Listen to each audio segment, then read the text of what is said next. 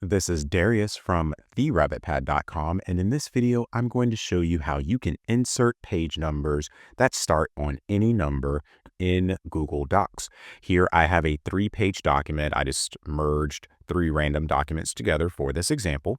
And let's suppose I want to add page numbers to this document, but I don't want the page number to start at 1. Perhaps I'm designing a cover page in another app. So if I want to insert page numbers, go to the top and select Insert, then select Page Numbers.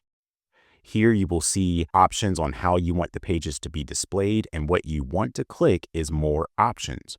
When you click on More Options, you can choose whether you want the page numbers to appear in the header or the footer. I'll just put it in the footer. And also if you want the page number to appear on the first page. Here is where we can change the number at which the page count begins. So if I want this page to start at page 3, all you do is you type the number here, or you press the arrow until you get the number that you would like, and then select Apply.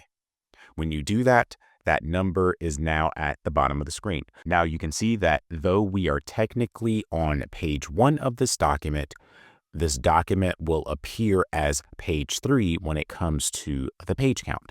And then the next page is page 4, etc. If you inserted the page number by selecting Insert, then Page Numbers, and then one of these options, and it started at 1, and you change your mind, all you have to do is select Options, select Page Numbers, and here you will get this dialog box where you can change the number on which the page counts begin. So this video shows you how to start a page count on any number in Google Docs. If you found this video helpful, please click that like button and subscribe to this channel to view more helpful videos in the future. Also, please be sure to visit my website at therabbitpad.com.